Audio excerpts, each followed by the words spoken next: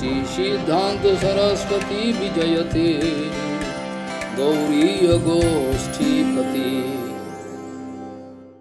वंदे गुरुपद्वंद्वं भक्तबिंदसमन्वितं श्रीचैतन्य प्रभुं वंदे नित्यानंद सहोदितं श्रीनंदनंदनं वंदे राधिका चरणोदयं गोपीजनसमयुक्तं बिन्दावनं मनोहरं वाञ्छाकल्पतरुस्य कृपासिन्धुभ्यश्च पतितानं पावनेभ्यो वैष्णवेभ्यो नमो नमः। मूकं करोति वाचालं पङ्गुं लङ्घयितगिरिं यत्किपातमहं वन्दे परमानन्दमाधवं। वृन्दावै तुलसीदेव वै पिया वै केशवस्य च कृष्णभक्तिपदे देवी सत्त्ववत्त्वयि नमो नमः। नारायण नमस्कृत्य नरं चैव नरोत्तमं देवीं सरस्वतीं व्यासं ततो जयो मुदीरये।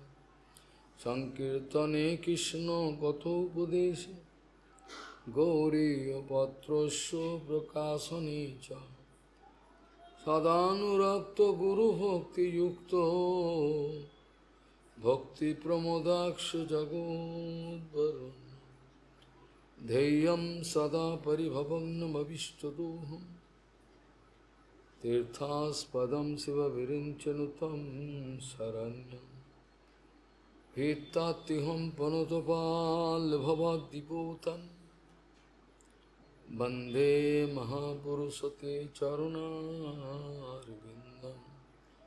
यत्पादपल्लवनखचन्दमनिच्छटाय विस्फुरिजित किमपि गववधू स्वदर्शि पूर्णानुरागरससागरसारमूर्तिः साराधिका मयि कदा वां करोसि। श्रीकृष्ण चैतन्य प्रभु नित्यानंद श्री अद्वैत गदाधर शिवासादि गौरभक्तबिंद। श्रीकृष्ण चैतन्य प्रभु नित्यानंद श्री अद्वैत गदाधर शिवासादि गौरभक्तबिंद। हरे कृष्ण कृष्ण कृष्ण हरे हरे हरे राम राम राम हरे। आजानुलंबित भुजौ कनकाबदातु संकीर्तनैकपितरो कमलायताक्ष विश्वाम्बरो द्विजवरो जुगधर्मपालो वन्दे जगत्प्रियकरो करुणावतारो। हरे कृष्ण कृष्ण कृष्ण हरे हरे हरे राम राम राम हरे। नमामि गंगे तव पादपङ्कजं सुरासुरैर्वन्दितो दिव्यरूपं भुक्तिं च मुक्तिं च ददासि नित्यं भावानुरूपेण सदा नरानं। गङ्गातरङ्गरमणीयजटाकलापं गौरी निरन्तरविभूषी त्ववामभागं। नारायणो प्रियमनङ्गमदापहारं वाराणसीपुरपति भजवीशनाथं। वागीशजुष्वदने लक्ष्मीर्यस्य च वक्षसि यस्यास्ति हृदयसंवित् त्वं नृसिंहमहं भजे। हरे कृष्ण कृष्ण कृष्ण हरे हरे हरे राम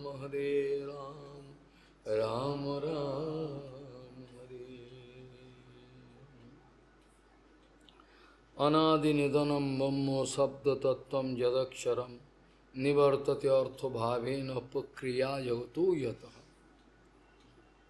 अनादि निधनम ब्रह्म शब्द तत्व यदक्षरम निवर्तते अर्थभावेन प्रक्रिया जगतो यतः। गौड़ीय गोस्वामीपति श्री शिल भक्ति सिद्धांत सरस्वती गोस्वामी बहुपाद परमहंस जगद्गुरु জানিয়েছেন, যদি সিদ্ধান্ত বিচার আমাদের সংরক্ষিত হয় তাহলে আমাদের কোনো ক্ষতি হবে না, কোনো রকমভাবে কোনো ক্ষতি হবে না। এক আচার্যের বাস্তবিক দায়িত্ব একটাই, সেটা হলো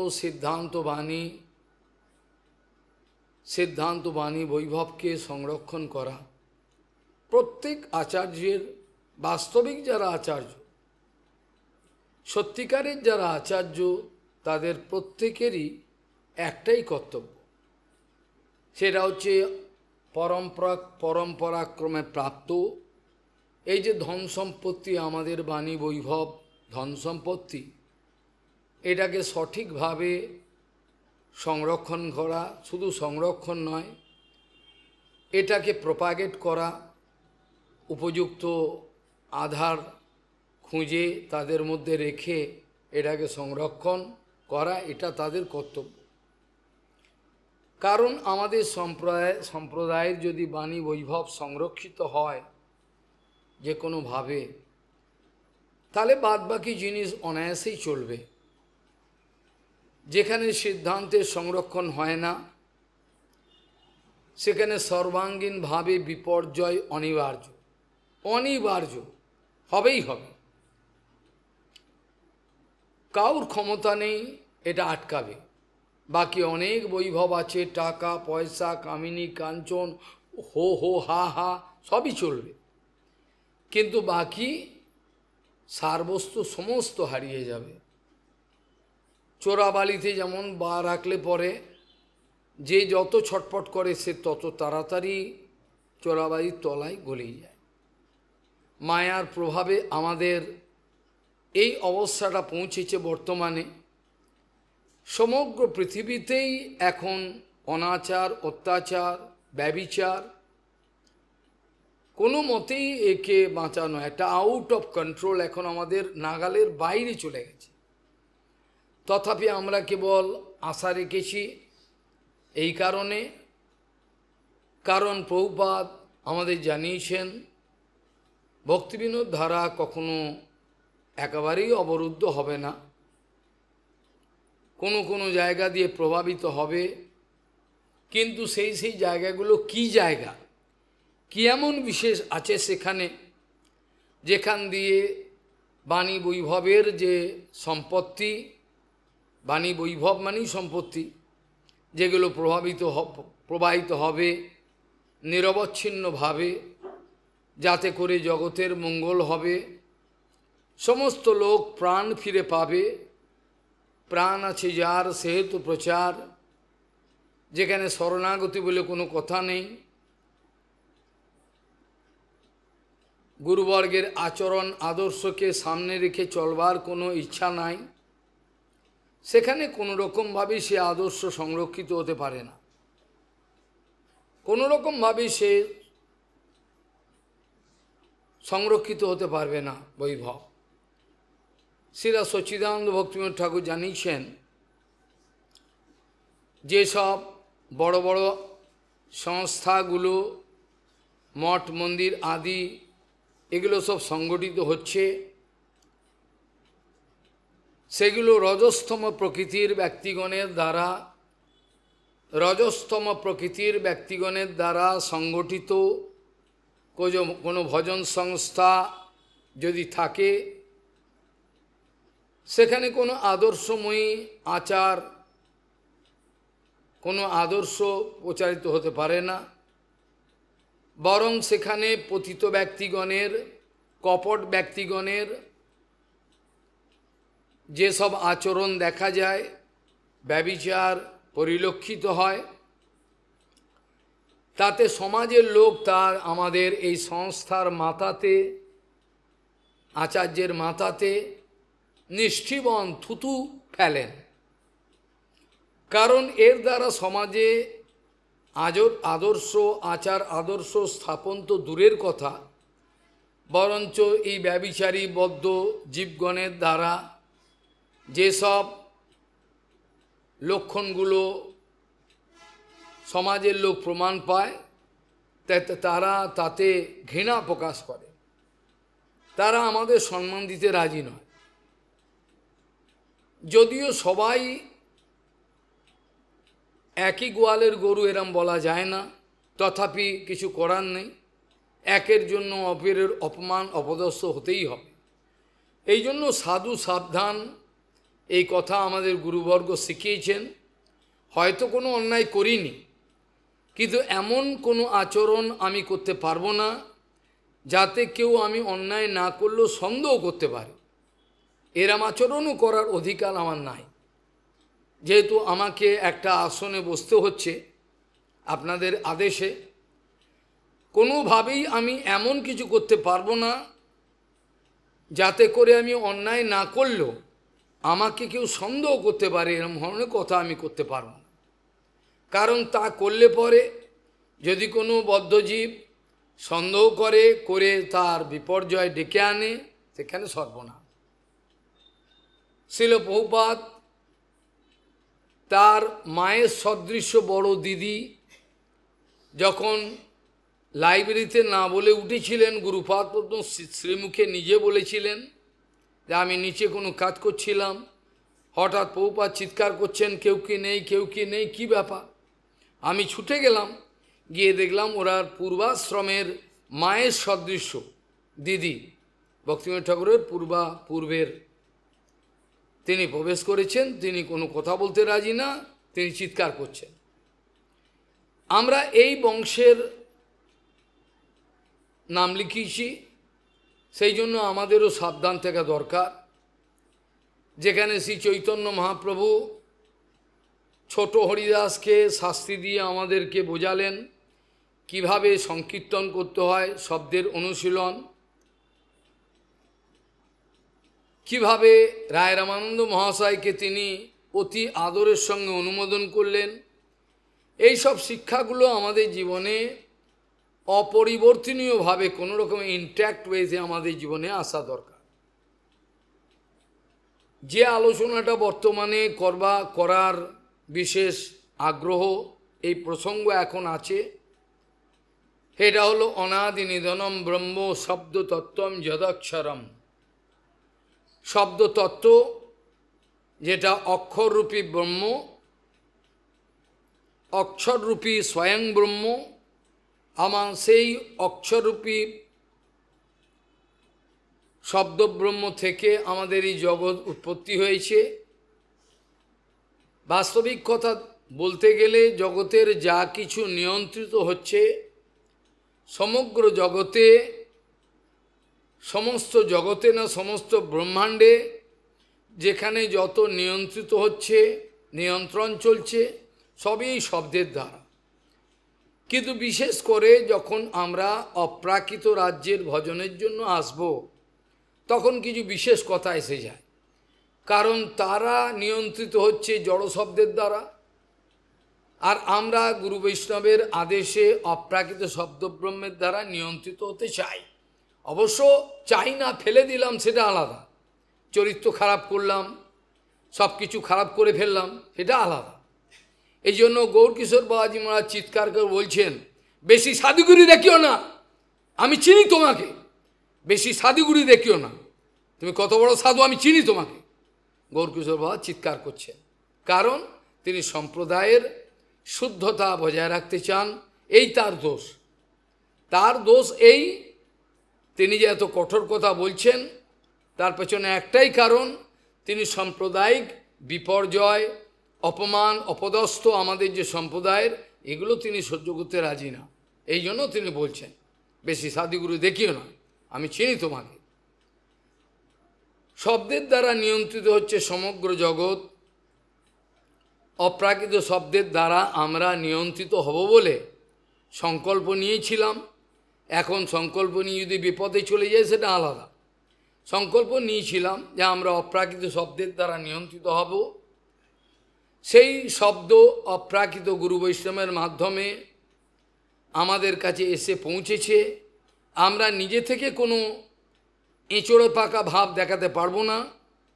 যা ওপর থেকে আসছে ঠিক সেইটি আমাকে অনুশীলন করতে হবে।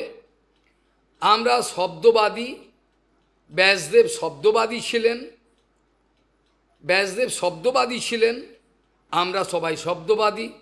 আমরা অন্য কোনো পন্থায় বিশ্বাস রাখি না।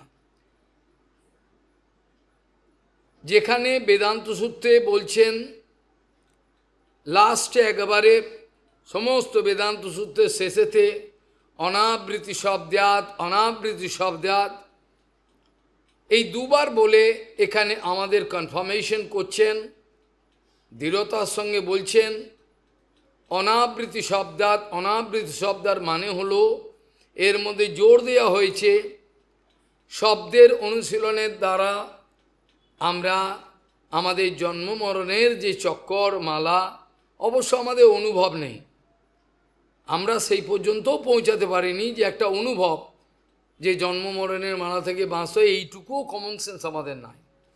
আমরা এতটাই নিম্নমানে রয়েছি যেখানে আমরা গৌড়ীয় মঠের বলতেও লজ্জা পাই। গৌড়ীয় মঠের একটা স্ট্যান্ডার্ড আছে, সেখানের আনুগত্য, সেখানের আদর্শ, সেখানের বিচার, সেখানের চরিত্র এমন উঁচু যেখান পর্যন্ত পৌঁছানো বর্তমান যুগের আর সেরকম আগ্রহ দেখা যাচ্ছে না, হচ্ছে না। সেই জন্য বলছেন অনাবৃতি শব্দাৎ। অনাবৃতি শব্দাৎ এর মানে হলো শব্দের অনুশীলন। কোন শব্দ, কোন শব্দের কথা বলছেন?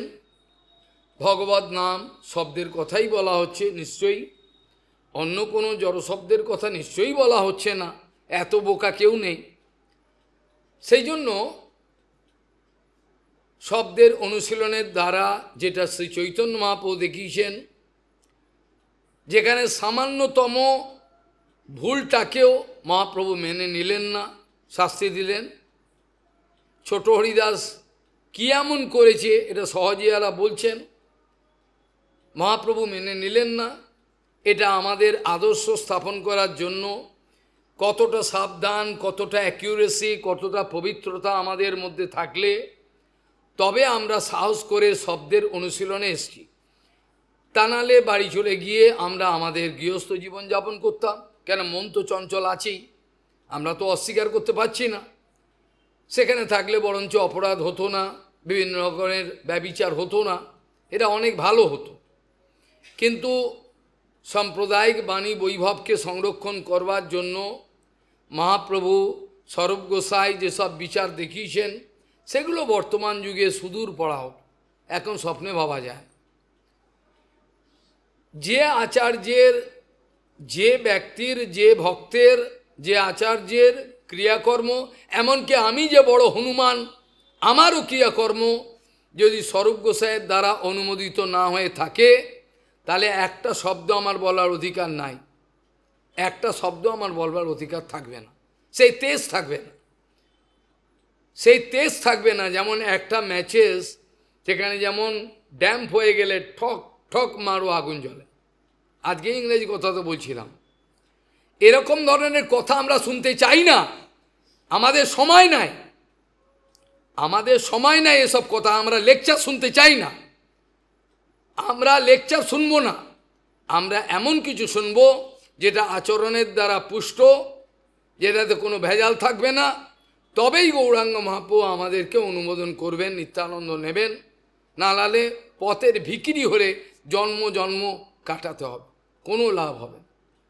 একটা জন্মের সুযোগ পেয়েও হাহাকার করে আমাদের দেহ রাখতে হবে, কিছু লাভ হবে না। ওই জন্য বেদান্তে অনেক কথা বলা আছে, শাস্ত্রজনিত্বাৎ থেকে অনেক কথা বলা আছে। শব্দ অনুশীলন অত সোজা নয়, আমরা খোল ফাটিয়ে ফেলবো, করতাল ভেঙে ফেলবো, কিন্তু তথাপি এই শব্দের অনুসরণ নাও হতে পারে। সেই জন্য প্রভুপাদ এটাকে শ্লেষ অর্থে আমাদের শিক্ষা দেওয়ার জন্য আমার মতো বাঁদরকে তিনি লিখেছেন, যত ছিল ন্যাড়া বুনে সব হলো কীর্তনে, কাস্তে ভেঙে গড়ল করতাল। এটা হচ্ছে আমাদের অবস্থা। যেখানে যত অপ্রাকৃত সত্যের আলোচনা হবে সেখানে ততই ভিড় কম হবে, লোক আসবে না। তথাপি প্রভুপাদ বলছেন আমাদের হৃদয় ভেঙে ফেললে চলবে না। এরা জন্মেছে মরবার জন্যই, এদের জন্মটা হয়েছে মরবার জন্য, বেঘরে মরবার জন্য। এটা আমাদের কিছু করার নেই। এরা এইভাবেই কুকুর বেড়ালের মতো জন্মাবে এবং মরবে, এদের জন্য আমাদের কোনো কিছু করার নেই। আমরা চেষ্টা মাত্র করতে পারি, আর বড় জোর তাদের দুর্দশা দেখে চোখের জল ফেলতে পারি, এছাড়া আমাদের কিছু করবার নাই। আমরা তো জোর জবরদস্তি করতে পারবো না। যার যেরকম সংস্কার পূর্বে, সে সংস্কারই পরিবর্তন কেউ করতে চায় না। কুকুরের ল্যাজ ব্যাকা, সেই ব্যাকাই থাকবে, যত বোঝাবে কিছু, ওই নিজে যা ভালো বুঝবো সেটি করব। এটা হচ্ছে আমাদের নীতি। এই নীতি নিয়ে আমরা নাকি গৌরাঙ্গের আদর্শকে বজায় রাখাবো জগতের সামনে, এইটা আমরা ভেবে নিয়েছি, এইটা আমাদের বিচার। এই জন্য শব্দ অনুসরণের ব্যাসা বলতে গিয়ে অনেক কথা চলে আসে। শব্দের অনুশীলনের কথা বলতে গিয়ে কত পারফেক্ট হলে পরে আমার চরিত্র, আমার স্বভাব, আমার চিন্তা, আমার চেতনা কি পর্যায়ে গেলে পরে আমার জীবনে একটা বিন্দুমাত্র কোনো ফাঁক থাকবে না, কোনো গ্যাপিং থাকবে না, তবে এই শব্দের অনুশীলন করা সম্ভব হয়। এইটি প্রভুপাদ জানিয়েছেন, এটা প্রভুপাদ জানিয়েছেন। এরম অবস্থায় গেলে কোনো ফাঁক থাকবে না। আমি ইচ্ছে করে আমার এই ফাঁক দিয়ে মায়াকে ঢোকবার সুযোগ করে দেবো, আবার তার সঙ্গে গুরু বৈষ্ণবেরও সঙ্গ করছি, এটা গ্যাঁজাঘুরি কথা, এটা গ্যাঁজাঘুরি কথা হয়। সৎসঙ্গ এবং অসৎসঙ্গ একসঙ্গে চলতে পারে না। এই কথাটাই প্রভুপাদ দ্ব্যর্থহীন ভাষায় জানিয়েছিলেন। যদি সৎসঙ্গ হয় তার মানে নিশ্চয়ই আপনারা বলছেন যে আপনারা অসৎসঙ্গ করবেন না, আর যদি অসৎসঙ্গ করেন তাহলে আপনারা আমাকে ঠকাবার জন্য এসছেন, আমাকে ধোকা দেওয়ার জন্য এসছেন, পারবেন না, আমাকে ঠকাতে পারবেন না। ওই জন্য সৎসঙ্গ এবং অসৎসঙ্গ একসঙ্গে চলতে পারে না। হয় সৎসঙ্গ করো, না অসৎসঙ্গ করো, দুটো মিশিয়ে করা যাবে না, করতে দেবে না আচার্য। যেটা একটা প্রতিজ্ঞা করো, ডু আর ডাই, হয় করব এই জন্মে, নাহলে মরবো, নাহলে কুত্তার মতো জীবন দেব না। যদি জীবন দিতে হয় সেইখানেই দেবো, আমি সঠিক জায়গায় দেবো যেখানে আমার প্রাণ রক্ষা পাবে। আমি উভয় নৌকায় পা দিয়ে আমি মধ্যিখানে ডুবে মরব না, এটা আমি করতে চাই না, এটা আমার ইচ্ছা নয়। এই জন্য যত কঠোর হোক আচার্যগণের আচার আদর্শ, যতই কঠিন হোক সেইটি আমাকে মানতে হবে। না মানতে বললে অন্য কথা, কিছু করার নেই। বেদান্তে অনেক শব্দ সম্বন্ধে অনেক কথা বলা আছে। অনাবৃত্তি শব্দাতের এইটি মানে বলছেন যে যদি কেউ বিশুদ্ধভাবে শব্দের অনুশীলন করে, সে প্রাকৃত জগতে আর তাকে জন্মমরণের মালায় যেতে হবে না। সে এমন একটা পর্যায়ে চলে যাবে যেখানে তার আনন্দই আনন্দ। আনন্দময় জগতের খবর আমাদের কাছে নেই। যেটুকু ছিটে ফোটা আমার বিচার ইন্টেলেক্টের দ্বারা আমি বোঝবার চেষ্টা করি, এগুলো বোঝা নয়, এগুলো কিছুই নয়। যে আমার বুদ্ধি বিচারের দ্বারা আমি বুঝে নিয়েছি, আমি কিছু বুঝে নিয়েছি, কি শ্লোক মুখস্থ করেছি, কিছু বুঝে নিয়েছি, এটা করতে করতে এটাকে জানা বলে না, এটাকে জানা বলে না। জানতে হলে অনুভবের সঙ্গে জানা, যে অনুভব এলে পরে ভেতরে শিহরণ জাগবে, কেঁপে উঠবে, এ কী অবস্থায় আমি রয়েছি, হেল্পলেস। যতক্ষণ মানুষ নিজেকে অসহায় অবস্থায় না আবিষ্কার করে ততদিন সে ভজন করবে না, কখনোই করবে না। যতক্ষণ পর্যন্ত সে নিজেকে অসহায় অবস্থায় আবিষ্কার না করে আমার জীবন বিপন্ন, ততক্ষণ পর্যন্ত সে ভজন করবে, ন্যাকামো করবে, ভজন করবে না, এটা জেনে রাখবে। যখন আবিষ্কার করবে আমি বিপদগ্রস্ত, তখন তার শরণাগতির প্রশ্ন আসতে পারে, নাহলে শরণাগতের নামে ড্রামা চলবে, নাটক চলবে, বাস্তবিক শরণাগত আসবে না। আর বাস্তবিক শরণ আসবে না, শব্দব্রহ্মের কৃপাও পাবে না, এইভাবেই চলবে, এর বাইরে যেতে পারবে না। ওই জন্য অনাদি নিধনম ব্রহ্ম শব্দতত্ত্বম যদক্ষরম নিবর্ততে অর্থভাবেন প্রক্রিয়া জগতৌ যত, জগতের যত প্রক্রিয়া মহত্তত্ত্ব থেকে বিরাট ব্যাপক সব কিছু সৃষ্টি, এর পেছনে শব্দতত্ত্বম যদক্ষরম। ব্রহ্মকে অক্ষর বললেন, হ্যাঁ অক্ষর, অক্ষর ব্রহ্ম। ওম ইতি একাক্ষরম ভগবান গীতাতেও কথা বলেছেন। তাহলে শব্দতত্ত্ব মানে হলো ব্রহ্মকে বলছেন, অথাৎ ব্রহ্ম জিজ্ঞাসা মানে হলো, অথাৎ ব্রহ্ম জিজ্ঞাসা মানে হলো অথাৎ শব্দ জিজ্ঞাসা, শব্দ জিজ্ঞাসা, অথাৎ ব্রহ্ম জিজ্ঞাসা বল, অথাৎ ব্রহ্ম জিজ্ঞাসা মানেই অথাৎ শব্দ জিজ্ঞাসা, এর বাইরে নয়। কেন? শব্দরূপে ব্রহ্ম রয়েছেন, অথাৎ ব্রহ্ম জিজ্ঞাসা মানেই অথাৎ শব্দ জিজ্ঞাসা, এর বাইরে কোনো কিছু হতে পারে না। শব্দ কি করে এই জগতে প্রকাশ পায়, বড় অদ্ভুত কথা। অপ্রাকৃত জগতে যেসব প্রতিষ্ঠিত সাধুরা আছেন, তাদের বাক্যের মধ্যে শক্তি থাকে কি জন্য? কারণ তারা যা বলেন তারা পালন করে, তাই তাদের এত শক্তি। পুরো দুনিয়ার শাস্ত্র মুখস্থ করার পরেও ছাগল কুকুরের মতো জীবন দিতে হবে, যার অনুভব নাই। গৌরকিশোর বাবাজি মহারাজ কোনো শিক্ষিত ছিলেন বলে মনে হয় না। আমরা আমাদের বাহ্য দৃষ্টিতে বংশীদাস বাবাজি মহারাজ, ভগবান দাস বাবাজি মহারাজ, জগন্নাথ দাস, তারা কেউ এফআরসিএস লন্ডন ছিলেন না, কিন্তু তারা শব্দ অনুশীলন করেছিলেন। নিষ্কপট ভাবে শব্দের অনুশীলনের ফলে তারা অপ্রাকৃত জগৎ থেকে এসছেন, সেটা আমাদের লীলা করে দেখিয়েছেন যে কিভাবে শব্দকে অনুশীলন। জগতের কোনো জিনিসের প্রতি যেন আমার নজর না যায়, এদিক ওদিক তাকিও না, ওটা কিছু নয়, ওটা মায়া। এদিক ওদিক দেখো না, তাকিও না ওদিকে, ওটা কিছু না, ওটা মায়া, ওটা তোমাকে মেরে ফেলবে, গলায় পা দিয়ে তোমায় মেরে ফেলবে। ওই জন্য কেবল তদ্বিষ্ণুম পরমম পদম সদা পশ্যন্তি সুরয়ো দিবিবো চক্ষ। আর আগের অক্ষরটা বললাম না, ওপেনলি বলা নিষেধ, সেই অক্ষর।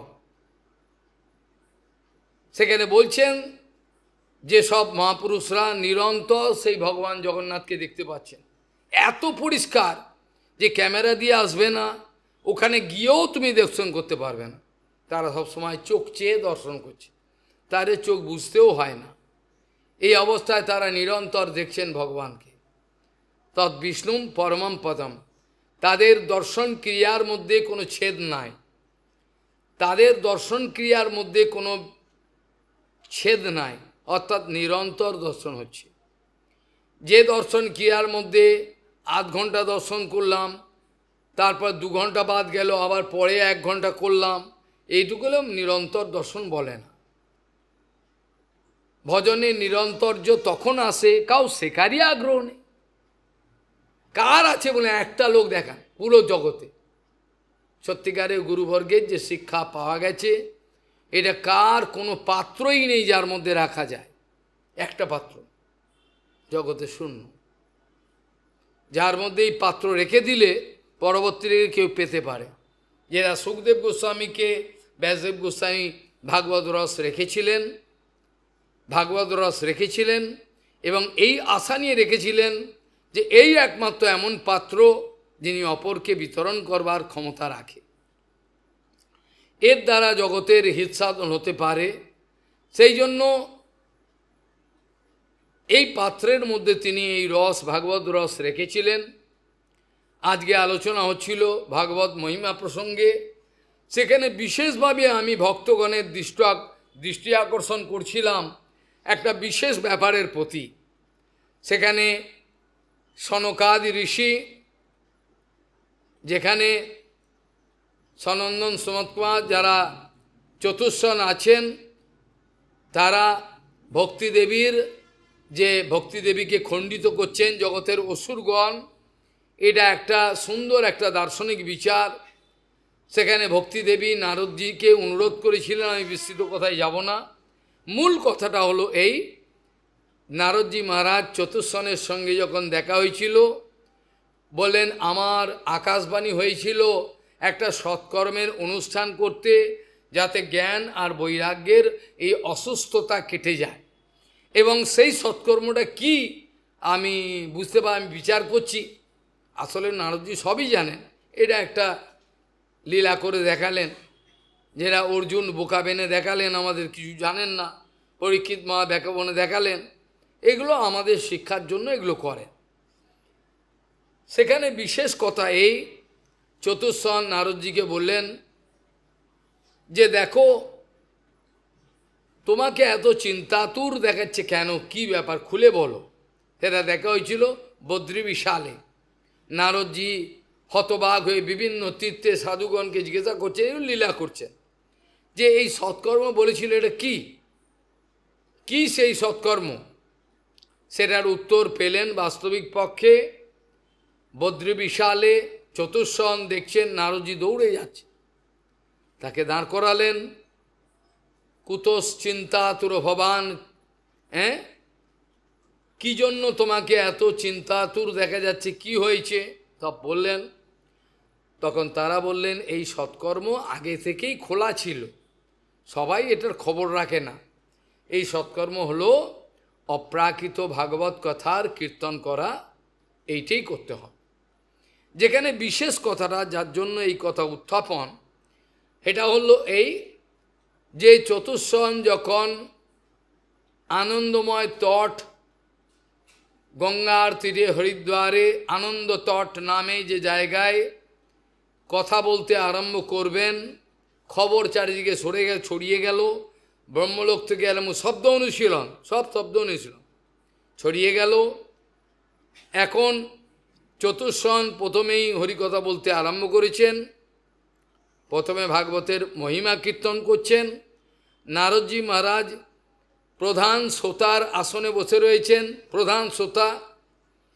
সেখানে বলতে গিয়ে বলছেন যে আজ আমরা সেই শুক গোস্বামী পাদের সেই অপ্রাকৃত কথা আলোচনা করব।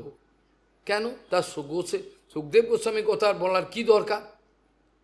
আরে তারা তো এত পুরানো লোক যে শঙ্কর ভগবান দাদা হিসেবে এরম করেন, মাথা নিচু করেন সবাই, মানে যত সৃষ্টি তার পূর্বের এই চতুষ্সন, তার থেকে বড় কেউ নেই, খালি অভিশাপদেব 4-5 বছরের বাচ্চা।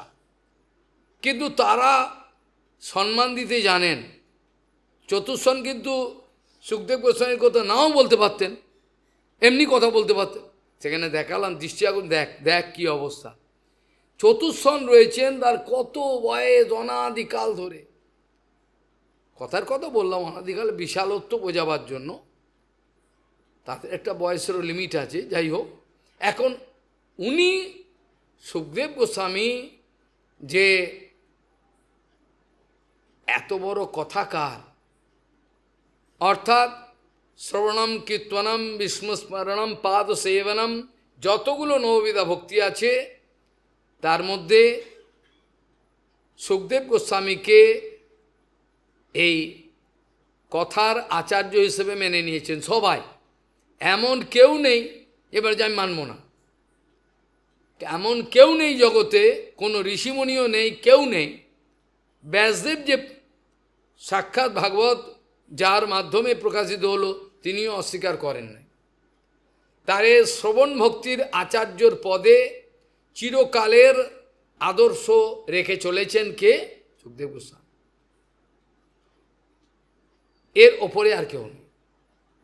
আর এটা হচ্ছে কথা কীর্তনে, কীর্তনে, আর কথা শ্রবণে পরীক্ষিত মহারাজ। বিষ্ণু শ্রবণে পরীক্ষিত অভাবত বৈয়াসকি কীর্তনে, প্রহ্লাদ স্মরণে ইত্যাদি সব কথা আছে। কাজেই সম্মান কিভাবে করতে হয়। আমরা যদি পুতুল খেলা করার জন্য ভজনে এসে থাকি, তাহলে আমাদের কপালে দুর্গতি আছে, জেনে রাখতে হবে, লিখে রাখতে হবে। আমাদের কপালে এমন দুর্গতি আছে, না ঘরকা না ঘাটকা হতে পারে, কোনোটাই একুলো হবে না, ওকুলো হবে, কোনোটাই হবে না।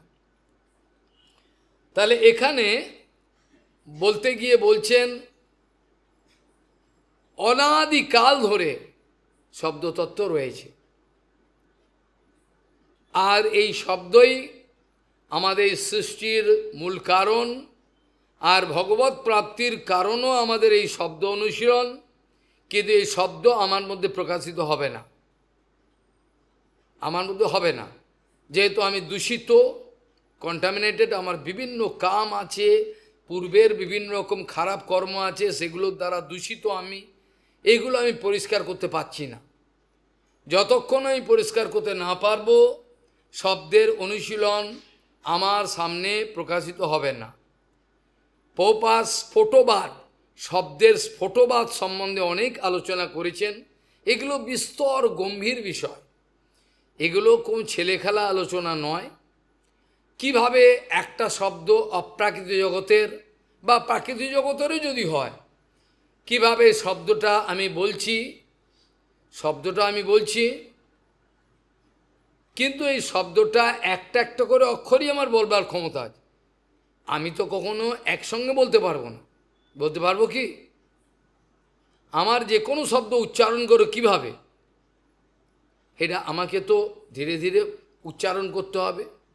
তাহলে উচ্চারণের মাধ্যমে দেখা যায় অভিক্নম, এটাকে স্প্লিট আপ করলে পরে হবে। আর যদি জড়জগতের কাউর নাম নারায়ণ দিয়ে থাকি, তাহলে সেটাও ভাগ ভাগ করে প্রথমে নারায়ণ দুম করে বেরিয়ে পড়বে না। যে কোনো শব্দ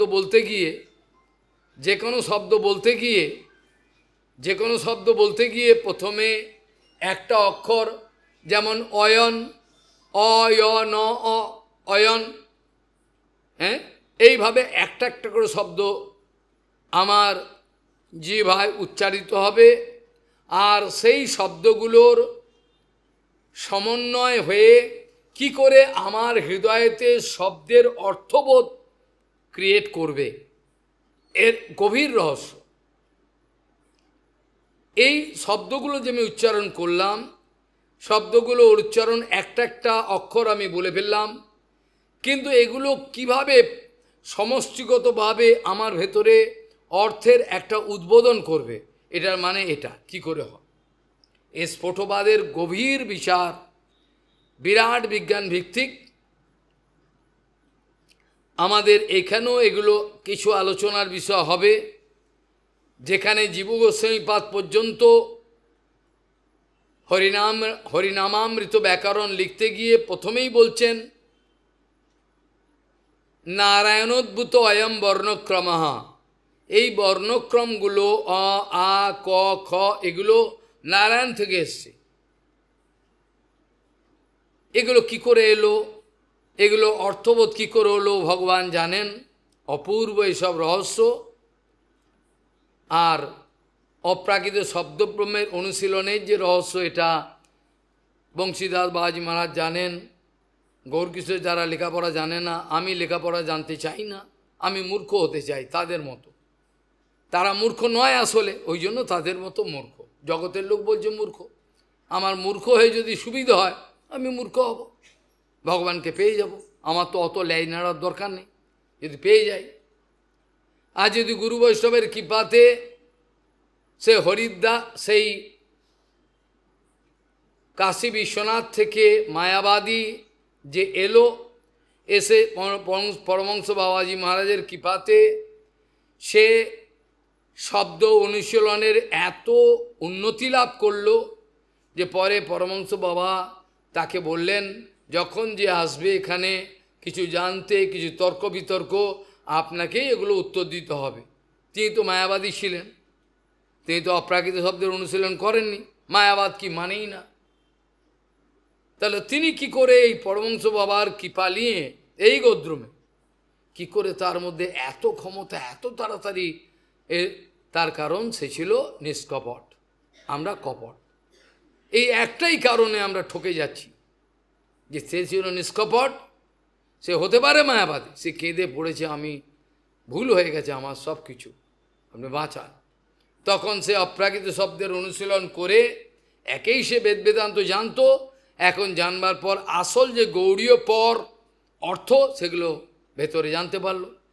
আগে তো মায়াবাদী অর্থ, এখন যখন গৌড়ীয় সমাজে এলেন, গুরু কৃপা হলো, বৈষ্ণব কৃপা হলো, এখন তিনি অপ্রাকৃত শব্দ প্রত্যেকটার মানে এবার অপ্রাকৃত শব্দের শব্দ যদি আমার কাছে মানে প্রকাশ করে, তিনি যদি দয়া করেন আমার প্রকাশিত হয়, নাহলে যত বড় পণ্ডিত হোক সে পঙ্গা পণ্ডিত হয়ে যাবে, সে অর্থবোধ করতে পারে, সে এমনি মুখস্থ পাঠ করে দেবে, কিন্তু অর্থবোধ নিয়ে অনুভব নিয়ে বুক জ্বলে যাচ্ছে, ভগবানকে পেলাম না, এই অনুভব নিয়ে হরিকথা এ সুদূর্লভ, এ অসম্ভব।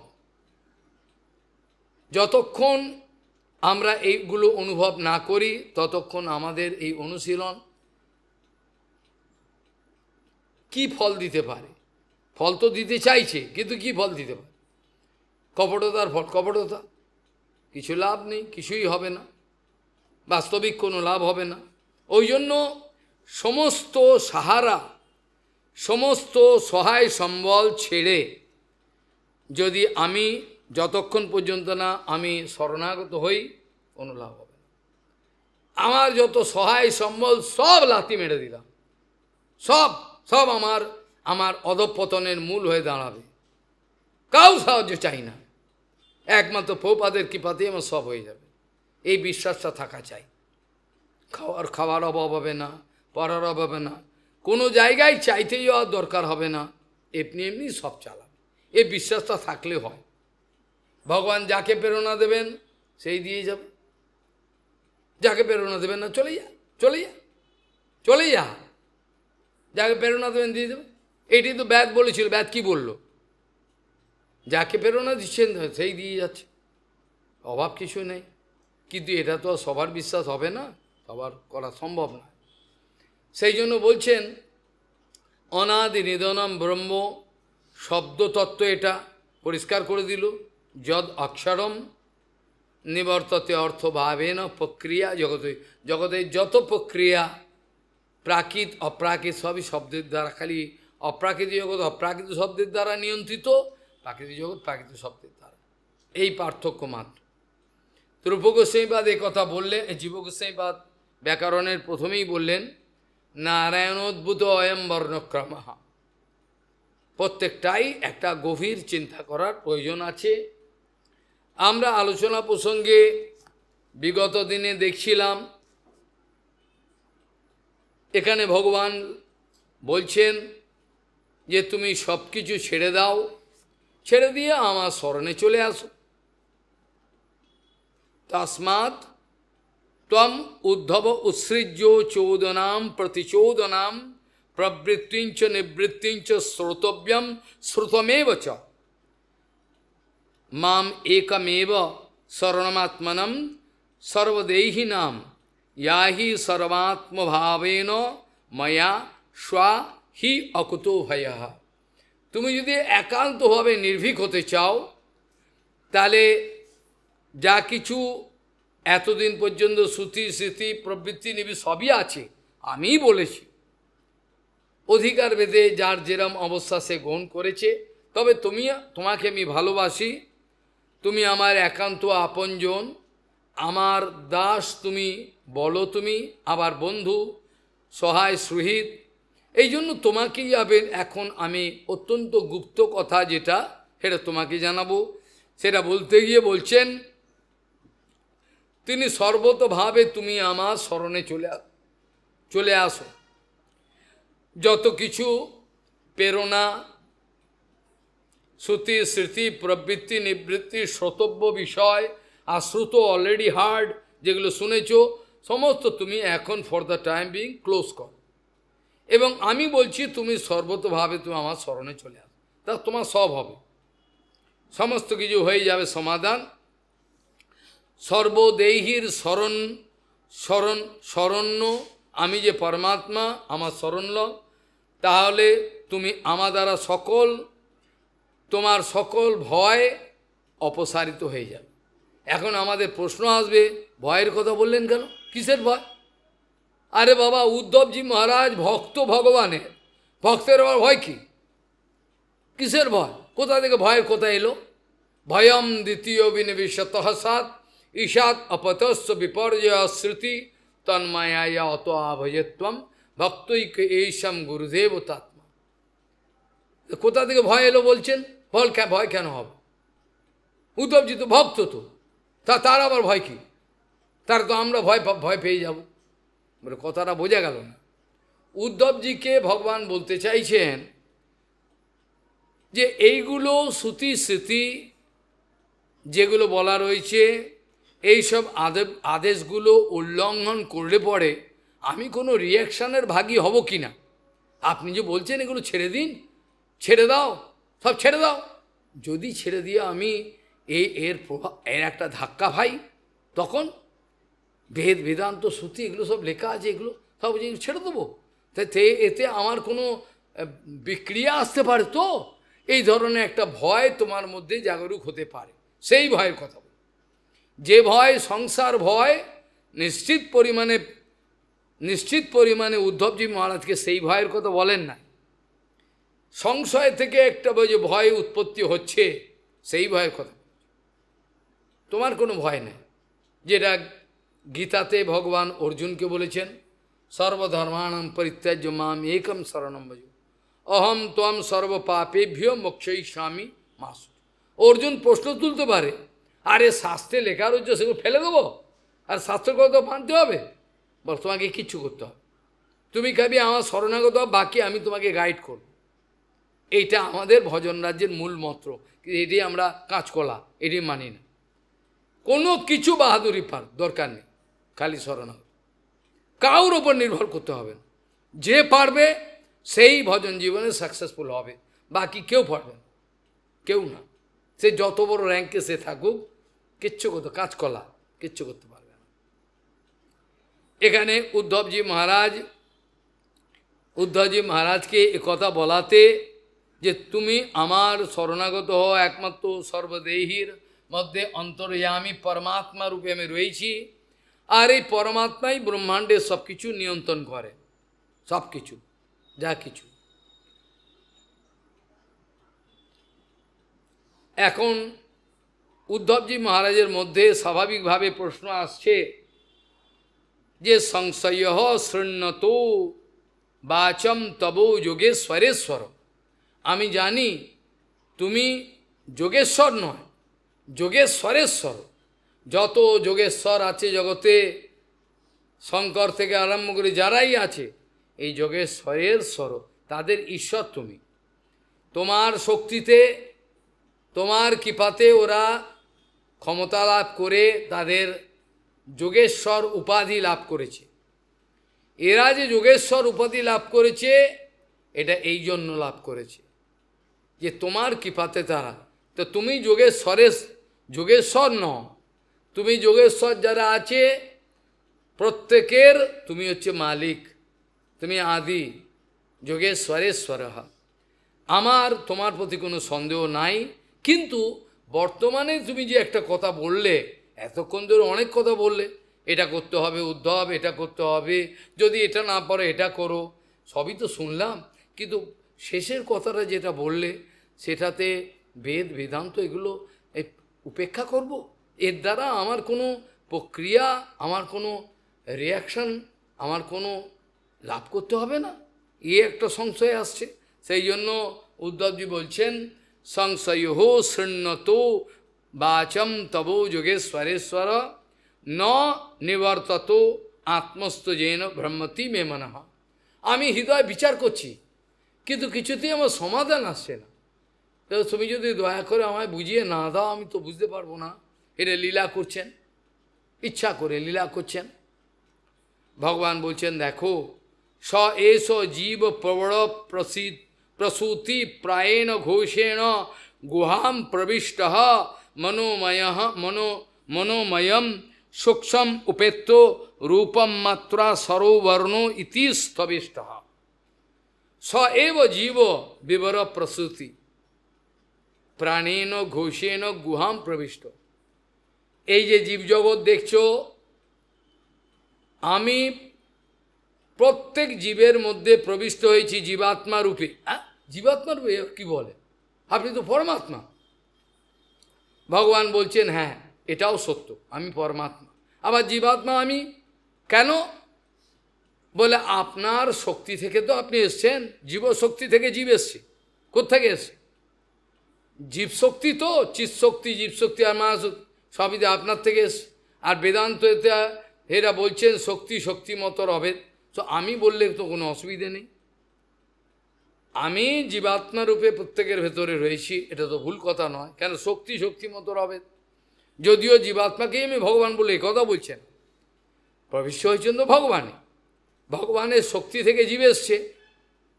মামৈ বংশ জীব লোকে জীবভূত সনাতন। এই সনাতন জীব কোথায়? আমি সনাতন, জীবও সনাতন। সনাতন মানে সৃষ্ট বস্তু নয়। সনাতন কথার মানে কি? সনাতন কথার মানে হলো জীব কোনো সৃষ্ট বস্তু নয়, কোনো কেউ তৈরি করেছে জীবকে, ম্যানুফ্যাকচার করেছে, এটা নয়। সনাতন কথার মানে হলো চিরকাল যেটা আবাহমান কালাদি অনাদিকাল ধরে যেটা বিদ্যমান রয়েছে, সেটাকে বলা হয় সনাতন। সেইটাই বলতে গিয়ে ভগবান বলছেন যে আমি তো প্রত্যেক জীবের ভেতরে কি? জীবের ভেতর মানে এই শরীরটা কি? এটা তো জড়। আত্মা বেরোবার সঙ্গে সঙ্গে দুর্গন্ধ বেরোবে 12 ঘন্টা পর। 6 ঘন্টা 10 ঘন্টা বরফাদি দিয়ে রাখবে, বাকি পচে যাবে। তো এই শরীরটা তো কোনো কথা না। আমরা তো চিন্তা করছি এই জীবাত্মাটা যে চাইছে উদ্ধার, অন্তর থেকে চাইছে কি? তার আত্মাটাকে উদ্ধার করো। শরীরটাই কি করুক? শরীরটাকে তো উদ্ধার, শরীরটাকে পিতামাতা করবে, যা করে করুক তারা। আমরা তো শরীরের ব্যাপারে চিন্তা করব না, আমরা শরীরের ব্যাপারে চিন্তা করবো, তো জড় চিন্তা হয়ে গেল। আমরা এর আত্মাটাকে উদ্ধারের আত্মানম এটাকে বলি সবসময়, ন আত্মন্নৈব অবসাদে উদ্ধারের আত্মনাত্মনম ন আত্মন্নৈব অবসাদে। নিজেকে নিজে সাহায্য করো, নিজেকে নিজে ঠকিও না। গুরু বৈষ্ণবকে ঠকানো যায় না, ওটা ছেড়েই দিলাম আমি। ঠকাতে গেলে নিজে 100 ভাগ ঠকে যাবে। কিন্তু প্রশ্ন হচ্ছে নিজেকে নিজে ঠকিও না, এমন কিছু করো না যাতে নিজের চেতনা নিচে চলে যায়, এমন একটা অবস্থায় না পৌঁছে যেতে হয় যেখান থেকে আর উঠবার কোনো রাস্তা থাকবে না। কেন? উদ্ধার করার লোক জগতে নেই বললেই হয়। সব মহাপুরুষরা চলে গেছেন, কার কাছে গিয়ে পড়ব? উদ্ধার করো। এই জন্য সাবধান। এই জন্য ভগবান বলছেন স এষ জীব বিবর প্রসূতি প্রাণেন ঘোষেন গুহাম প্রবিষ্ট মনোময়ম সূক্ষ্ম উপেত্য রূপম মাত্রা সরৌবর্ণ ইতি স্থবিষ্ট। প্রথম কথা হলো, দেখো উদ্ধব, ভগবান বললেন আমি যে পরমাত্মা শরণ নেওয়ার কথা তোমাকে বলেছি। কেন বললাম জানো?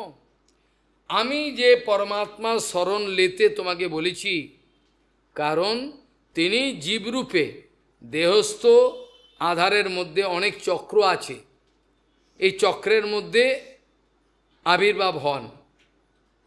আমাদের প্রাণবায়ু রূপে ভেতরে বিভিন্ন এখান থেকে আরম্ভ করে শুরু হয়, মূলে রয়েছে, তারপরে এইখানে রয়েছে নাভির কাছে, বুকের কাছে, কণ্ঠে, এখানে বিশুদ্ধ চক্র আদি। এটা অনেক শেষ কথা। উদ্ধব, আমি কিন্তু যে প্রাণবায়ু যেটাকে বলে না, জীবের অ্যাক্টিভিটি কীভাবে হচ্ছে, ভগবান এইভাবে ভাগ করে জায়গায় রয়েছেন। আর আমাদের যে প্রাণ, অপান, উদান, সমান যেসব বায়ুগুলো আছে, আমাদের শরীরের কিভাবে আমাদের কার্যক্ষমতাকে বজায় রাখে, শুনলে পরে লোক পাগল হয়ে যাবে, এদের বিশ্বাসই করতে পারবে। কি করে এই বায়ুগুলো বাইরের ভেতরে আসছে? আমার এই সমস্ত ক্রিয়াকর্ম, খাদ্য খাবার হজম থেকে, কাম থেকে, এর ভেতরে যে ওপরে যে হৃৎপিণ্ড আছে, ফুসফুস, তারপরে একটা ডিপ্রাঘাম আছে, একটা ঝিল্লি আছে, সেই ঝিল্লিটার পরে পাকস্থলী আদি সব কিছু নিচের দিকে, এর মধ্যে একটা একটা ঝিল্লি আছে, একটা বেলুনের মতো একটা পাতলা একটা ভাগ করা আছে। বায়ুগুলোকে কিভাবে ভগবান চতুরতার সঙ্গে সঞ্চালন করছেন, বাইরের নিঃশ্বাস, নিঃশ্বাস প্রশ্বাস, তার সঙ্গে অন্যান্য বায়ুগুলো সঞ্চালনের, আমার খাদ্য খাওয়ার হজম, কি এমনকি প্রাণ, যখন প্রাণবায়ু বেরিয়ে যায় তখন কোন আধার দিয়ে বেরোবে, এগুলো সম্পূর্ণ নির্ভর করে আমার নিজের ওপর। সম্পূর্ণ সব নির্ভর করে আমি দায়ী, কোন জায়গা দিয়ে আমার এই আত্মা বেরোবে। কাউর গুহ্য দাঁত দিয়ে বেরোয়, তার কর্মফল অত্যন্ত নোংরা। কাউর মুখ দিয়ে বেরোয়, চোখ দিয়ে বেরোয়, কাউর ব্রহ্মানন্দ দিয়ে বেরোয়, অনেক নিয়ম আছে। এখানে বলছেন আমি পরমাত্মার শরণ যে তোমাকে নিতে বলেছি, তিনি জীবরূপে দেহস্থ আধার চক্রাদি সব কিছুর মধ্যে অভিব্যক্ত হন। তিনি প্রথমে শব্দায়মান প্রাণময় পরমাত্মার সহিত, ওই একই কথা এসে গেল, শব্দতত্ত্ব মূলে কিন্তু সবই শব্দতত্ত্ব, এগুলো কেউ বুঝতে পারছে না। প্রাণময় পরমাত্মার সঙ্গে শব্দায়মান, আমরা যদি এখানে আসবে পরে, আমরা যদি কানেতে দুটো আঙুল এনে করি, দেখবে ভেতরে সবসময় ভেতরে শব্দ চলছে। এই কথাটা আসবে, ভগবান বলবেন পরে। সবসময় একটা অনুরণ আমাদেরকে বুঝিয়ে দিচ্ছেন প্রত্যক্ষ পরোক্ষভাবে, যে তুই বলে যে অভিমান করছে এটা কিছু নয়, কিন্তু এটা বোঝবার চেষ্টা কর। সব কিছু আমি দেখাচ্ছি, কিন্তু মূর্খের মতো দেখছি, কিছু বুঝি না। শুয়ারে চেনে কচু আর বাঁদরে চেনে কলা, বাঁদর কলা চেনে আর কচু চেনে শুয়োর। এই হচ্ছে আমার জীবন, কাকে দোষ দেব? এগুলোই আমি বুঝি। এর বাইরে যে অপ্রাকৃতিক জগতের যে অপূর্ব এক আনন্দময়, এর কোনো খবরই আমি রাখি না, মনে করি আমি অনেক কিছু। ওই জন্য আগে বাক শক্তি নিমন্ত্রণ করতে হবে। যে ব্যক্তি তার দেহের ইন্দ্রিয়গ্রামকেই সংযোগ নিয়ন্ত্রণ করতে পারল না, সে আর কি ভগবান হবে? আমি তো আর ঠকাতে বসিনি, চিটিংবাজি করতে। যে নিজের ইন্দ্রিয়র উপর কোনো সংযম নেই, মনের নিয়ন্ত্রণ হারিয়ে ফেলছে, চোখের নিয়ন্ত্রণ হারিয়ে ফেলছে, কর্ণের নিয়ন্ত্রণ, বাকশক্তির নিয়ন্ত্রণ, সমস্ত কিছু নিয়ন্ত্রণে আনতে হবে প্রথমেই।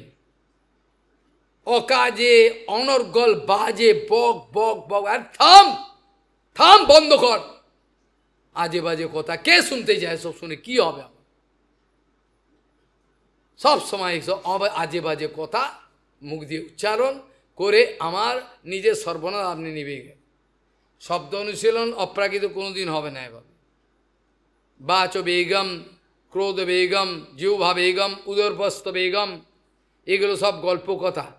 গল্প থাকবে, কেউ গল্প জিজ্ঞেস করলে আমি গল্প বলে দেবো, বাকি অনুভব আমার নাই, ওই থাকবে। সমস্ত শব্দ নিয়ন্ত্রণ, আমি কি কথা বলছি, কেন বলছি, এই শব্দটা বলে ওর লাভ কি হলো? ওরও সময় নষ্ট, আমারও সময় নষ্ট হলো। সমস্ত কিছু নিয়ন্ত্রণ হওয়া দরকার, তা নাহলে কিচ্ছু হবে না। সেই জন্য বলছেন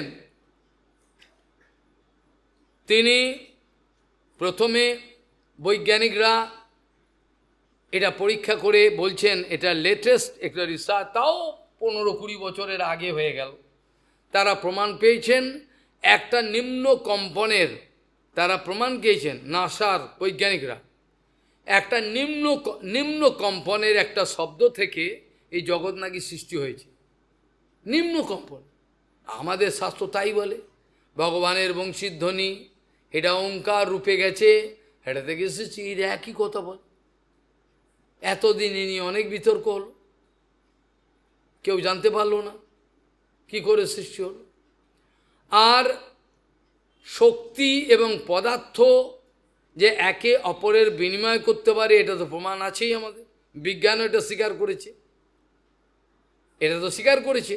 তো এটাতে অস্বীকার করার কি হলো? এই যে জগৎটা হলো, এটা কোত্থেকে কেউ যদি জিজ্ঞাসা করে, কোত্থেকে হলো? কেন শক্তি কখনো ধ্বংস করা যায় না, এক শক্তিকে আরেক শক্তিতে পরিবর্তন করা যায়। আবার বৈজ্ঞানিক আবিষ্কার অনুযায়ী আমাদের আইনস্টাইন এটাও প্রমাণ করে দিয়েছেন, পদার্থকে শক্তিতে কনভার্ট করা যায়, আর শক্তিকে পদার্থে কনভার্ট করা। তো এটা ভুল কি হলো? এটা তো পরিষ্কার হয়ে গেল যে ভগবানের যে শক্তি, বহিরাঙ্গা শক্তি, এই শক্তি পদার্থরূপে, এটা তো পরিষ্কার কথা, এটা তো বোঝাবার কিছু নেই, সামান্য কমন সেন্স হলে। Energy can be converted into matter and matter can be converted into energy. এটা তো আমি এ কথাও বলেছি, 1 মিলিগ্রাম ইউরেনিয়ামকে আমি যদি অ্যাটমিক প্ল্যান্টে এনার্জিতে কনভার্ট করি, লোকে পাগল হয়ে যাবে। কি করে হয়? আরে বাপ রে বাপ, 1 মিলিগ্রাম, তাহলে শক্তি কত বিভৎস হতে পারে। এটাকে উদাহরণ, বাচ্চা ছেলের মধ্যে খেলছি, বাচ্চা ছেলে যেন মায়া, আর কত ঘুমাইবে মায়া পিসা চিরকোলে, যে মায়ের কোলে রাজা করে ওই রকম আমাদের ভজনটাও লড়ো, কোনো কাণ্ডজ্ঞানই নেই, মনে করে সব আমি বিরাট বুদ্ধিমান। আরে কিসের বুদ্ধি রে বাবা? যে বুদ্ধি নরকে নিয়ে যাবে, এই বুদ্ধি কি করব? বুদ্ধিমান এই কী হবে এই বুদ্ধি দিয়ে? হ্যাঁ, বড় বুদ্ধিমান, নরকে নিয়ে যাবে। কত কত ঘটনা হলো, এরকম সিদ্ধান্ত কেউ জানে না, তা তো হয়ে গেল। তাহলে সব যে ওপর থেকে কৃপা, ওপরের একই ব্যক্তি তো সে আগে লিখতো এই, এখন লিখছে এই। আপনার বইটা আমি নিজে খণ্ডন করছেন, আপনি নিজেই তো লিখলেন, অন্য কেউ লিখেছে? প্রভুপাদের কৃপাতে তো আপনি লিখলেন, আবার আপনি আপনার নিজের সিদ্ধান্তকে নিজেই খণ্ডন করছেন। মূর্খের দল, একটা বুঝবার মতো লোক নেই, কমন সেন্স, সব পার্টিবাজি করবার জন্য রয়েছে, নিজেই তো ভুল করছে। আপনি লিখেছেন কে? মাতাচার্য বইটা কে? আপনি তো লিখেছেন। আপনি আবার অচিন্ত ভেদাভেদকে কি হলো? হ্যাঁ, কি করলেন? তাহলে সিদ্ধান্ত আর মাথায় ঠিকছে না। কত বুদ্ধি, আর সিদ্ধান্ত আর ঢুকছে না মাথায়। সিদ্ধান্ত ঢুকবে না, যখনই আনুগত্য থাকবে না, সিদ্ধান্ত ঢুকবে না। কত পড়াশোনা জানে, যা আসবে না। সিদ্ধান্ত স্ফূর্ত হয় গুরু বৈষ্ণবের কৃপায়, এমনিও হবে না, মুখস্থ করে হবে না, কিছু পড়ে নিলাম, বলে দিলাম 2-4টে, হবে না, এভাবে হয় না। এভাবে কোনোদিন ভগবানের কাছে এগোনো যাবে না, এই অনুশীলনে ভগবানের কাছে যাওয়া যাবে না। আমি কাউকে পতিত হতে দেখতে পারবো না। বাড়ি গিয়ে যদি কেউ পতিত হয়ে যায় আলাদা, আমি হতে দেবো না। আমার কাছে কেউ পতিত হয়ে যাবে, আমি চোখে দেখব, হতে দেবো না, এটা আমি ঘটতে দেবো না। অন্য জায়গায় গিয়ে পতিত হোক, সেটা ঠিক আছে, আমার কোনো দায় নেই, হতে দেবো না। কাজেই এখানে ভগবান বলছেন, আমি যে পরমাত্মা স্মরণ নিতে বলেছি, তিনি জীবরূপে দেহস্থ আধার চক্রাদি 6টি চক্রে অভিব্যক্ত হন। তিনি প্রথমে শব্দায়মান প্রাণময়, হ্যাঁ, অনেক আমাদের কোষ আছে, আমাদের অনেক অন্নময়, প্রাণময়, বিজ্ঞানময়, আনন্দময় কোষ হলো লাস্টে। এগুলোর বিচার ক্রমে হতে পারবে নিশ্চয়ই, কিন্তু এখানে যেটা বলেছেন সেটি এখন আলোচ্য, যে ভগবান বলছেন যে পরমাত্মার স্মরণ নিতে তোমাকে আমি বলেছি, তিনি জীবরূপে অর্থাৎ ততস্থ শক্তিরূপে, শক্তি মতর অভেদ এই বিচারে আধার চক্রাদি 6টি চক্রে বিভাজন হয়ে নিজের ক্রিয়াকর্ম স্থাপন করে। ভগবান যদি না থাকেন তাহলে আমাদের কোনো ক্রিয়াকর্ম করা সম্ভব নয়। যা কিছু আমাদের নিঃশ্বাস নেওয়া, হৃৎপিণ্ডটা মার কোখ থেকে জন্ম হওয়ার পর থেকে, মায়ের গর্ভ থেকে যতক্ষণ হৃৎপিণ্ড ঢুক করে চলছে, এখনও চলছে। কখন এই যে মেশিনটা থেমে যাবে তার কোনো ঠিক নাই। কে চালাচ্ছে? ঢুক ঢুক ঢুক। আরে কোনোদিন তোমার বিশ্রাম আছে, ওর বিশ্রাম নেই। তুমি তো বিশ্রাম করছো, ওই ঘুমিয়ে নিলে 12 ঘন্টা, ওর তো বিশ্রাম নেই, ও বিশ্রাম নেই, ও চলছে ঢক ঢক ঢক। আরে বাপ রে বাপ, কে করছে? ফুসফুস চলছে, খাদ্য খাবার হজম হচ্ছে, হ্যাঁ এমনি হচ্ছে, হ্যাঁ এমনি হচ্ছে, বাঁদরের বুদ্ধি, সব এমনি হচ্ছে, সব সব ভগবান করাচ্ছেন। এটা বিচার করা দরকার, বোঝা দরকার। বলছেন দেখো, প্রথমে শব্দায়মান প্রাণময় পরমাত্মার সঙ্গে বিভিন্ন আধার আদি চক্রে প্রবেশ করে, তারপর মণিপুর চক্রে মনোময় সূক্ষ্মরূপ গ্রহণ করে ক্রমে ক্রমে সেখান থেকে এই যে ইম্পিটাস আমাদের উচ্চারণ বিভিন্ন ধরনের যে করি, কিভাবে একটা শব্দ কোথায় ছিল, কোথায় থেকে এই শব্দগুলো বেরোচ্ছে, শব্দ কোথায় ছিল, এখানে বেরোচ্ছে, বেরিয়ে এখানে এলো, এখানে এলো, এখানে এলো, জিহ্বায় ওরে উচ্চারিত হলো। ওরে বাপ রে বাপ, কী করে হচ্ছে দেব, সব ভগবান চালাচ্ছেন। মনোময় সূক্ষ্মরূপ গ্রহণ করে ক্রমে ক্রমে সেখান থেকে মাত্রা মাত্রা মাত্রা মানে কতটা সময় ধরে আমি শব্দটা ক খ গ, এগুলো হচ্ছে কণ্ঠ শব্দ, এগুলো কণ্ঠ থেকে হয়।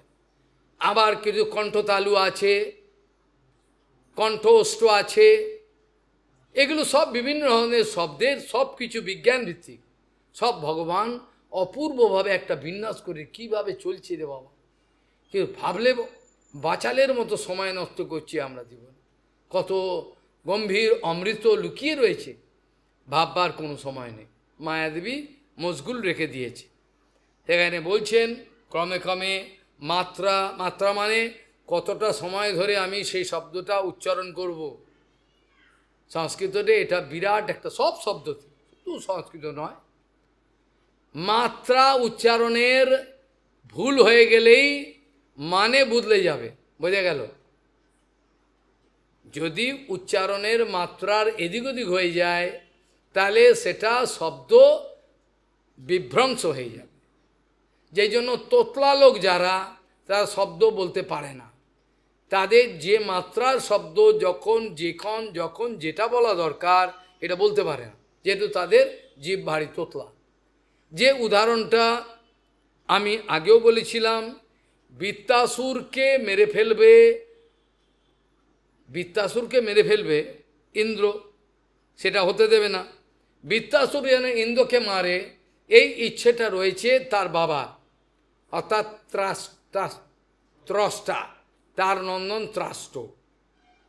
কিন্তু মন্ত্র তো ব্রাহ্মণরা এমনভাবে বলল, উচ্চারণ করছিল, তাদের বলার উদ্দেশ্য ছিল যে যেন এমন একটা শক্তি সম্পন্ন একটা ছেলে হোক যেটা আমার ইন্দ্রকে কুঁচিয়ে ফেলবে, চটকে দেবে। কিন্তু হলো তো তা নয়, হলো তো উল্টো হলো। কারণ উচ্চারণের মাত্রার পার্থক্য, আর কিছু না। হর্ষমাত্রা, দীর্ঘমাত্রা, এগুলো সব বিচার করে চলতে হয়, এগুলো না হলে হয় না। সামান্য একটা ভুলের জন্য ইন্দ্র তুমি শত্রু, তুমি বেড়ে যাও। ইন্দ্র যিনি শত্রু, যাকে মারবে তিনি বাড়ো, এটা হলো না, মন্ত্রে ভুল হয়ে গেল। তাহলে কি হলো? এমন একজন দৈত্য বেরোলো, তার বিরাট ক্ষমতা, দেবতাদেরকে চটকে দিতে পারে, কিন্তু হলো কি? ফল তো কিছু হলো না, মারা গেল তো। অবশ্য তিনিও মারা যেতে চাইছিলেন, অনেক দুঃখ করে বলছিলেন, ইন্দ্রকে অনেক শিক্ষা দিয়েছিলেন, ন বিষাদ কাল অস্ত্র পড়ে তোল তোল, এটা লজ্জার সময় নয়, যুদ্ধক্ষেত্র এটা, অন্য অস্ত্র সব বিফলে হাঁ করে করে সব ফেলে দিচ্ছেন। বলে এবার তোমার কাছে যে বজ্র আছে ওটা মারো, বজ্র মারো, এটা বিফলে যাবে না। তিনি সবই জানেন। এই বজ্রটা খালি গলা কাটতে 1 বছর লেগেছিল। তাহলে এবার বোঝা গেল, বজ্র চালিয়েছিল খালি গলাটা কাটতে 1 বছর। তাহলে কত বড় অসুর, নর্মদা নদীর তীরেতে হয়ে গেল।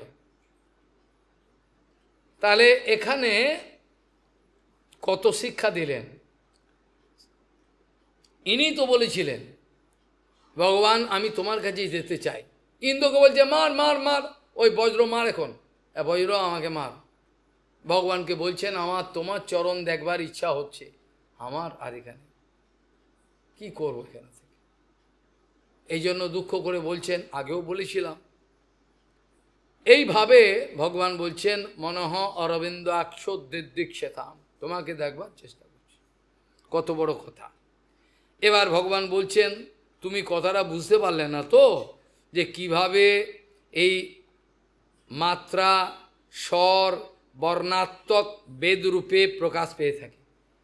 তুমি যে বেদকে উপেক্ষা করলে তোমার কোনো অমঙ্গল হবে ভাবছো, কিন্তু বেদটা এলো কোত্থেকে? বেদ তো আমারই থেকে, আমার থেকেই তো এসছে বেদ। বেদস্য সর্বৈরহমে বেদ্য বেদবিদ চাহম, বেদবেত্যা বেদবিদ চাহম, আমি বেদের অর্থ আমি জানি, আর সব কিছু আমি। তাহলে বেদ কোত্থেকে এলো? বেদের উৎপত্তি ভগবান বলছেন এইভাবে ব্রহ্মার ভেতরেতে প্রবিষ্ট হলো বেদ। কিভাবে গুপ্তভাবে বেদ প্রকাশিত হলো চারটে মুখ থেকে, তার এক এক মুখের এক এক মহিমা, সেগুলো সব আস্তে আস্তে আলোচনা করা হবে। বলছেন এক এক মুখের এক এক মহিমা। পরা পশ্যন্তি মধ্যমা বৈখরি, এগুলো কি করে এই যে এখন উচ্চারণ করছি শব্দরূপে গিয়ে আমাকে মানে বোধ করছে, এটা বৈখরি। তার আগে কি কি রূপে থাকে এগুলো সব আলোচনা করলে বোঝা যাবে কত গম্ভীর এসব বিচার। এগুলো ছেলে খেলা নয়। আমরা যে ছেলে খেলা করছি এই ছেলে খেলাটা ভজন নয়, এরকমভাবে ভজন করতে নাই। ভজনে যিনি সিরিয়াস নয় তার দ্বারা ভজন হয় না। ওই হেলায় বেলায় ও হচ্ছে হবে, এটা আশা করা যায় না। যাই হোক, এ ব্যাপারে কাল পুনঃ আলোচনা হবে গম্ভীরভাবে, কিভাবে শব্দ উচ্চারণ হয়ে স্ফোটবাদ মানে অর্থবোধ জাগরুক করছে আমার মধ্যে, কে করছে কিভাবে, এগুলো সব আসবে। আর ভগবান বলছেন স এষ জীব প্রবড়ো প্রসূতি প্রাণেন ঘোষেণ গুহাম প্রবিষ্ট মনোময়ম, আর সূক্ষ্মম উপেত্ত রূপম মাত্রা সরোবর্ণ ইতি স্থবিষ্টা। তারপর বলছেন কিভাবে হয় জানো, যেমন আমাদের আকাশেতে সূর্যের তাপেতে তাপ থাকে, তাপ কিন্তু থাকে বায়ুতে, কিন্তু সেটা দেখা যায় না। কিন্তু যদি কাটে কাটে ঘর্ষণ হয়ে এক স্ফুলিঙ্গ আগুন উৎপত্তি হয়, আর এই বায়ুর প্রভাবেতে যদি অক্সিজেন পায়, সেই স্ফুলিঙ্গ বিরাট আকার ধারণ করে। যথা অনলহ খে অনিল বন্ধুরুষ্মা বলেন দারুণী অধিমত্তমান অনুহু প্রজাতো হবিষা সমিদ্ধতে তথৈব মে ব্যাক্টেরিয়াম হি বাণী। এই বাণী এইভাবে হয়, যেমন কাঠের মধ্যে আগুন লুকানো থাকে, কোনো মতে যদি ঘর্ষণ হয় তার বায়ুর সংস্পর্শে এক স্ফুলিঙ্গ বিরাট আকার ধারণ করে। উদ্ধব সমস্ত তোমার গতিবিধি, খাওয়া দাওয়া, মলমূত্র ত্যাগ সব কিছু কিন্তু এই পরমাত্মার দ্বারা নিয়ন্ত্রিত হচ্ছে। গুপ্ত সব কিছু পরমাত্মার দ্বারা, যাকে প্রকৃতি বলি সে তার কিছু করবার নেই। তথাপি যেহেতু প্রকৃতির মধ্যে প্রবিষ্ট হয়ে ভগবান কলকাঠি নাড়ছেন, সেই কারণে এই কথা বললেন প্রকৃতি ক্রিয়ামানানি গুণ কর্মের অবশ্যহ অহংকার বিমূঢ়াত্মা কর্তা কর্তা অহম ইতি মান্নাতে। আজ এই পর্যন্ত চর্চার বিশ্রাম থাকা উচিত। অনেক দূরে যাবেন আপনারা, কালকে ভগবানের ইচ্ছা হলে আবার আলোচনা হবে। অনাদি নিধনম ব্রহ্ম শব্দ তত্ত্বম যদক্ষরম निवर्तते अर्थभावेन प्रक्रिया जगतो यतः वांछा कल्पतरुस्य कृपा सिंधु भजो पतितानं पावन वैष्णवभ्यो नमो।